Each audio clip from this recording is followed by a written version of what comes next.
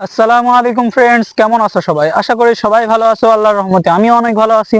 তোমরা দেখছো it's Walid YouTube channel, আর তোমাদের সঙ্গে আছি আমি মোহাম্মদ ওয়ালিদ। আজকে তোমাদের মাঝখানে আরো 2-3 দিন পরে আরেকটা নতুন ভিডিও নিয়ে চলে আসছি।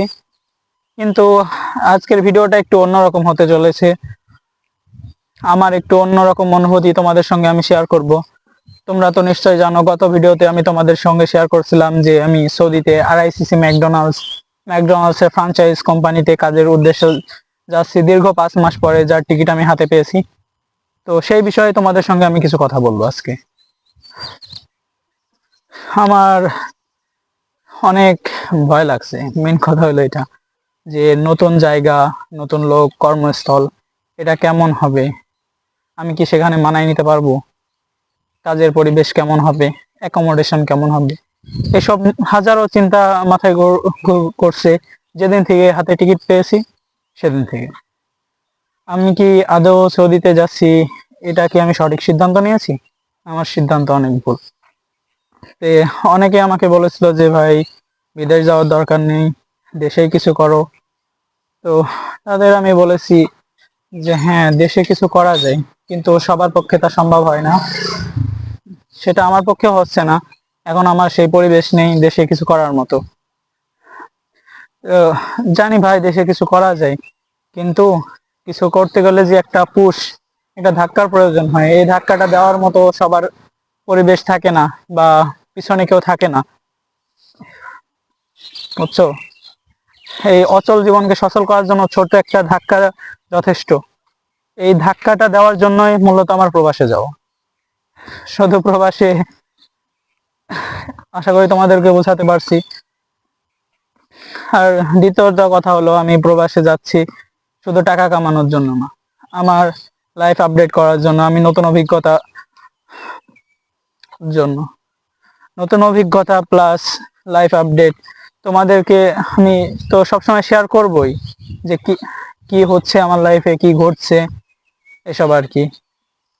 এত কিছু না ভেবে আমার অনেক টেনশন হচ্ছে, বিশেষ করে যারা আমাদের অলরেডি চলে গেছে, তারা তারা অনেকে মেসেজ করে বলে যে ভাই, কাজ অনেক হার্ড আছে, যে স্যালারি নির্ধারণ করা হয়েছে সেই স্যালারির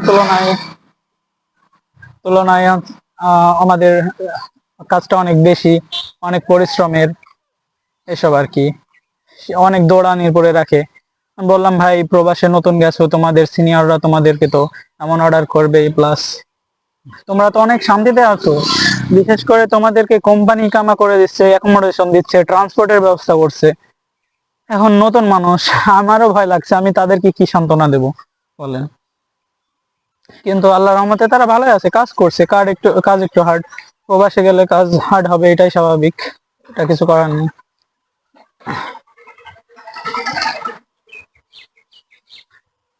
সবচেয়ে বড় কথা হলো, আজকে 15 তারিখ, আর মাত্র 4 দিন হাতে গোনা, তারপরে আমি 19 তারিখ রাত্রে বের হয়ে যাব।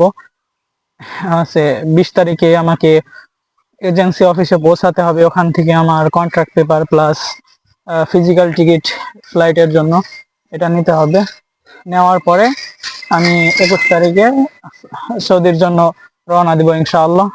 তোমাদের সঙ্গে আমি পুরো জার্নিটা শেয়ার করব। তাই তোমরা যদি জার্নিটা দেখতে চাও, এয়ারপোর্টের ব্লগ দেখতে চাও, এয়ারপোর্টের ভিডিও, তাহলে অবশ্যই চ্যানেলটা সাবস্ক্রাইব করে আমার পাশে থাকবা। আর একটা জিনিস ভাই, যদি কেউ সৌদি থেকে ভিডিওটা দেখে থাকো, পুরোনো লোক, তোমরা অলরেডি হয়তো ম্যাকডোনাল্ডসে কাজ করেছো বা সেই সম্পর্কে কিছু জানো, অবশ্যই আমাকে কমেন্ট করে জানাবে। নতুন মানুষ একটু টেনশন তো হয়ই, এটা বলে বোঝানোর মতো না। সবচেয়ে বড় কষ্টের কথা হলো কি জানো ভাই, টিকিটটার পিডিএফ পাইছিলাম 1 মাস আগে, দেখতে দেখতে কখন যে বিদায়ের সময় হয়ে গেছে বুঝতেই পারিনি। আমি কি ঠিক করছি আদৌ? তোমরা অবশ্যই আমাকে কমেন্ট করে বলবে যে তোমাদের এখন পরিবেশ কেমন, তোমরা কি কেউ প্রবাসে যেতে চাও কি চাও না, আমি কি প্রবাসে আরআইসিসি ম্যাকডোনাল্ডসে যাওয়ার সিদ্ধান্ত কি ঠিক নিয়েছি না নেইনি, অবশ্যই কমেন্ট করবে। আর চ্যানেলটা সাবস্ক্রাইব করে অবশ্যই পাশে থাকবে। তো আজকের ভিডিওটা খুব বেশি লম্বা করব না, শুধু নিজের অনুভূতিটা তোমাদের সঙ্গে শেয়ার করতে যাচ্ছি। তো বাস, তোমার এই ভাইয়ের জন্য দোয়া করবে আর সাবস্ক্রাইব করে অবশ্যই পাশে থাকবে। আল্লাহ হাফেজ। দোয়া করো আমার জন্য যেন আমি সহি সালামতে এয়ারপোর্টে এবং প্রবাসে যাইতে পারি। তো আজকের ভিডিওটা এই পর্যন্ত। আসসালামু আলাইকুম।